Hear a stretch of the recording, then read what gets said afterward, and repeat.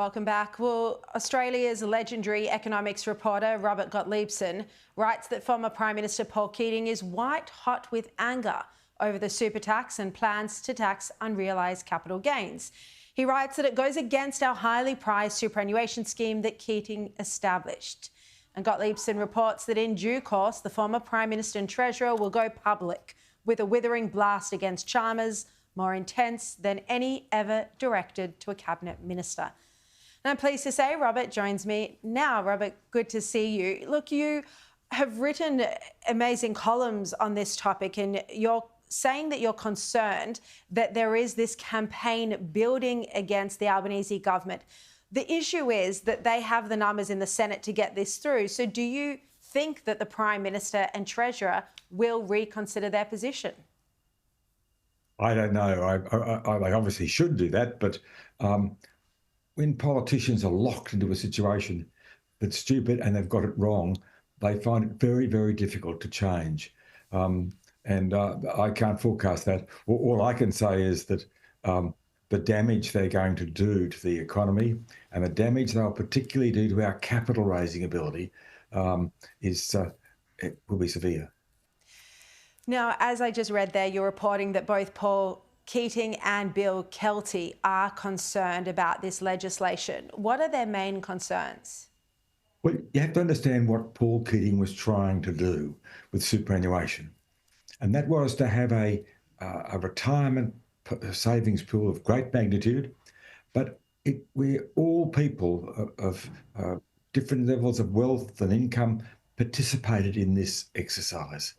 Now, what he now knows is that about a third of the funds, that's the self-managed funds, won't put up with a tax on unrealised gains, and they will take their savings elsewhere in due course. And so what will happen is exactly what he didn't want to happen.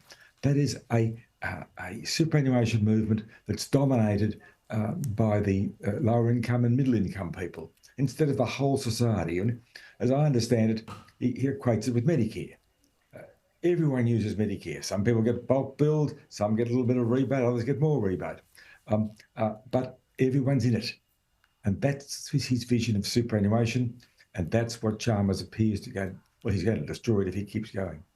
And you're hearing that Keating's, as you write, white hot with anger about this. White hot is well understated. Imagine, how would you feel if you'd set up this vision and you'd got it there, and it was now producing it, and a young treasurer turns up and he says, I'm going to do something really tough on your movement. Can you imagine? I heard you play some of Keating's remarks. Well, just double those, because here he's attacking the whole vision of this former treasurer. And he's been active. He's been speaking to some of the industry super funds. Is that right? Well, yes, of course. Or they probably ring him up. Yeah. The thing is that everybody knows this is silly, and you'd have to think Chalmers must know it too. But it's as I said to you before, it's very hard for politicians to understand it. Just take you back a little bit as to what they are doing. You remember we agreed roughly as a community that for income on superannuation balances above 3 million, it should be taxed at 30% instead of 15%. Now, what you and I would have done, and just about everyone else in the nation, would have said, OK, if we're going to do that, we'll tax that second 15%, albeit at 30%, but at the same method. Exactly the same methods we use for the first 15% will apply to the second 15%. It's sensible, it makes sense. But instead of that, young Jim, what he did was, he said, oh, no, I'm going to have a new tax. I'm going to, in that second 15%, I'm going to tax you on your unrealised gains. Almost no one in the world has ever done that.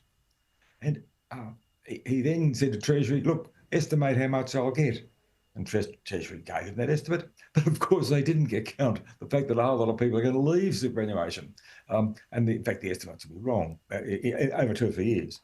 And so, it's the sort of thing you shouldn't do, but it's hard to admit mistakes.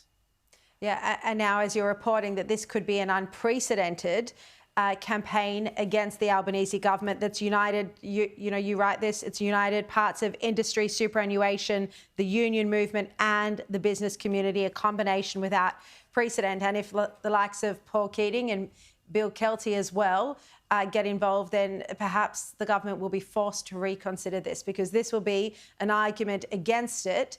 I mean, based absolutely on fact, but one that there's no question the opposition has not had the ability to prosecute. Robert, I've loved having you on the show. Thank you so much for your time, and look forward to hopefully having you on again to talk about this topic as it progresses.